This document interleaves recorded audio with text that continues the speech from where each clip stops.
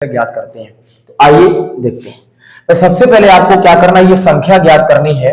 अगर संकरण की संख्या 2 है तो sp संकरण होगा। संकरण की संख्या अगर 3 है तो sp2, 4 है तो sp3 होगा, 5 है तो sp3d होगा, 6 है तो sp3d2 होगा और 7 है तो sp3d3 संकरण होगा। आइए एक आपको फार्मूला बताते हैं, उसके आधार पर कुछ आपको उदाहरण बताते हैं। यहां पर सूत्र लिखा है 1/2 इंटू केंद्रीय परमाणु के वैलेंस इलेक्ट्रॉन।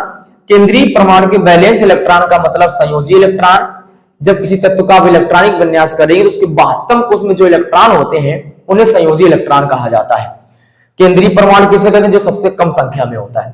सराउंड एटम यानी कि जो केंद्र परमाणु होगा उसके आसपास जो जोड़े होंगे, अगर वो hydrogen, chlorine, bromine, iodine, fluorine है तो इनकी संख्या जोड़ दी जाती है।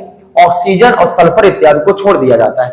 अगर उस कंपाउंड में प्लस है तो उसको माइनस कर देंगे और माइनस है तो उसको क्या कर देते हैं, प्लस कर देते हैं। आइए फटाक दे आपको हम उदाहरण समझाते हैं। सबसे पहला उदाहरण हमारे पास है NH3 से अमोनिया कहते हैं। तो यहां पर नाइट्रोजन के वैलेंस इलेक्ट्रॉन निकालने हैं, तो जिसका इलेक्ट्रॉनिक कॉन्फ़िगरेशन करेंगे तो क्या आएगा 2,5 यानी 2,5, जिसका परमाणु क्रमांक 7 होता है। तो यहां पर वैलेंस इलेक्ट्रॉन हमें कितने मिल जाएंगे, जैसे 2,5 होगा तो वैलेंस इलेक्ट्रॉन हमें मिल जाएंगे 5। सराउंड एटम कितने हैं, 3 है, तो इसका संकरण निकालेंगे 1/2, 5 + 3 यानी कि 8/2, 4 आएगा और 4 का मतलब संकरण क्या हो जाएगा, sp3 हो जाएगा।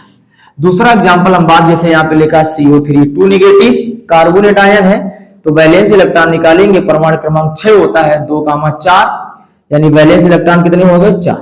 यहाँ पर सराउंड एटम नहीं है, -2 तो उसे प्लस कर देंगे तो यहाँ पर हो जाएगा 1/2, 4 + 2 यानी कि 6 + 2, 6 + 2 का मतलब 3 और 3 का मतलब हो जाएगा sp2। बहुत ही अच्छा उदाहरण है, ये अच्छे उदाहरण है।